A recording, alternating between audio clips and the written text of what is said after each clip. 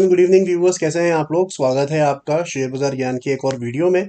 और आज की इस वीडियो में हम बात करने वाले हैं पराज इंडस्ट्रीज के शेयर के बारे में। पराज इंडस्ट्रीज जो लास्ट वीक एक ठीक ठाक गिरावट इसके अंदर में आई है 13-14% की, और उसका एक रीज़न है। उस रीज़न के बारे में भी मैं बात करूंगा। आपको ज़्यादातर लोगों को तो पता ही होगा कि क्या रीज़न की वजह से गिरा है पराज इंडस्ट्रीज। साथ ही साथ में इन लेवल्स के ऊपर में आप बात करेंगे कि क्या जो रैली पराज इंडस्ट्रीज में स्टार्ट हुई अराउंड द लेवल्स ऑफ 300-320, क्या वो ओवर है। That is the main question. तो उसके बारे में आपको मैं आप जवाब दूंगा, क्या करना है आपको एज एन इन्वेस्टर, उसके बारे में भी हम बात करेंगे। अगर आप लोग चैनल पे नए हो तो आप चैनल को प्लीज़ सब्सक्राइब कीजिए, ताकि रोज़ आने वाली जो वीडियोस हैं वो आपको लगातार मिलती रहे। तो देखिए, सबसे पहले बात करेंगे उस खबर की जिसकी वजह से जो है गिरावट आई है। बेसिकली खबर क्या है कि हमारी कंट्री के अंदर में जो शुगर का प्रोडक्शन है, ठीक है, वो एस्टिमेट किया जा रहा है कि कम होगा। शुगर का दाम कम होगा तो सप्लाई कम होगी, तो डिमांड तो वहीं की वहीं है, तो प्राइस ऊपर जाएगा शुगर का।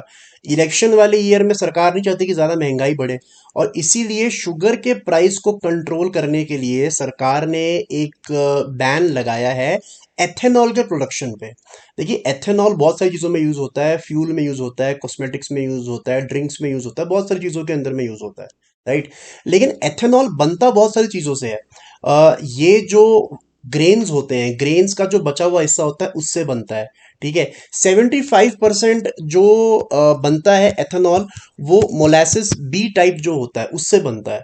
और जो ग्रेन का रॉ मटेरियल बच जाता है उससे भी बनता है। सरकार ने उस 75% एथेनॉल के ऊपर में बैन नहीं लगाया है, वो आप बनाना कंटिन्यू कर सकते हो। सरकार ने बैन लगाया है 25% जो बचा हुआ एथेनॉल है वो बनता है शुगर केन के जूस से। तो सरकार ने ये कहा है कि आप गन्ने का जो जूस है वो यूज नहीं कर सकते, और उससे एथेनॉल आप नहीं बना सकते। और जैसे मैंने आपको बताया, सिंपल रीजन उसका ये है ताकि हमारे यहाँ पे जो इस साल चीनी कम उत्पादन होगा उसकी वजह से प्राइसेस ऊपर ना जाए इलेक्शन के ईयर में। That is the main logic behind it. और सरकार का ऐसा मानना है कि ये स्टेप करने से लगभग 2 मिलियन टन के करीब जो है शुगर हमारी मार्केट में वापस बनेगी, और प्राइसेस वहीं के वहीं रहेंगे। अब ये तो हो गया एक खबर। इसका इम्पैक्ट पराज इंडस्ट्रीज पे कैसे पड़ता है। तो देखिए, पराज इंडस्ट्रीज जो है इथेनॉल मार्केट के अंदर में मोनोपोली है इनका। 60-70% इथेनॉल मार्केट जो है पराज इंडस्ट्रीज के अंदर में आता है, राइट। अब यहाँ पे पहली चीज तो ये है कि अगर इथेनॉल कम प्रोड्यूस होगा तो बिकेगा कम। इसी वजह से जो है पराग इंडस्ट्रीज टूटा, और 15% का हमारे को एक फॉल जो है लास्ट वीक देखने को मिला। लेकिन उसका एक नीजक रिएक्शन आप मान सकते हो। नीजक रिएक्शन यानी कि एक इमीडिएट रिएक्शन आ गया, उसके बाद में the stock is not fallen further. 2 दिन हो गए मार्केट के अंदर में। मंडे का दिन की अगर हम देखेंगे, जो आज का था, आज स्टॉक ज्यादा नीचे नहीं गया। 527 का लो लगा के वहां से खरीदारी हमारे को देखने को मिली है। लॉजिक क्या है उसके पीछे। तो देखिए, अगर प्रोडक्शन कम होगा इथेनॉल का तो प्राइसेस बढ़ेंगे एथेनॉल के। एथेनॉल के प्राइसेस बढ़ेंगे तो पराज को फायदा होगा। तो it is not that a bigger news for Paraj Industries. Yes, it's not a positive news, but it is not something that will change the company's numbers overnight.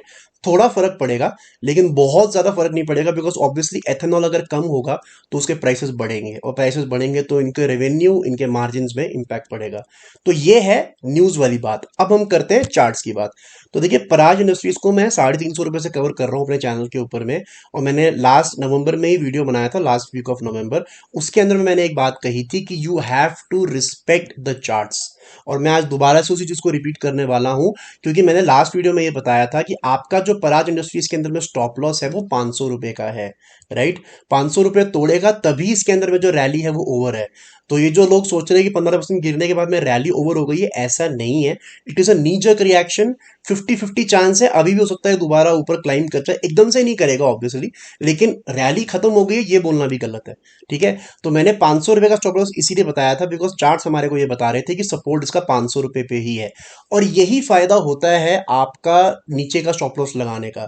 अगर आप बहुत क्लोज स्टॉप लॉस लगाओगे ना, तो आपका स्टॉप लॉस छोटी मोटी गिरावट के अंदर में कट जाएगा।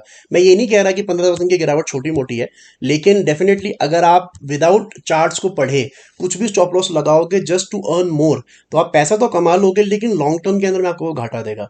सो Paraj Industries, the rally is still intact, it is not gone away completely, but the make और ब्रेक लेवल इज 500। अगर 500 के नीचे ही वीकली क्लोजिंग देता है इस हफ्ते, अगले हफ्ते या किसी भी हफ्ते, तब आपका जो ये मूव स्टार्ट हुआ है फ्रॉम द लेवल ऑफ 320, 330, वो ओवर हो जाएगा। So that is my analysis in Parag Industries. It is not a very negative news. It is negative to an extent, but I think उसका knee jerk reaction एक बार के लिए आ गया है पराज industries के शेयर के अंदर में। तो दोस्तों ये था मेरा आज का video on Paraj Industries. I hope आपको लॉजिको लेवल्स जो है और न्यूज़ जो है खास तौर पे वो समझ में आ गई। कोई सवाल है आपका तो आप कमेंट सेक्शन में जरूर डालें। मैं मिलूंगा आपसे अपनी अगली वीडियो में, तब तक आप अपना ख्याल रखें। All the best guys.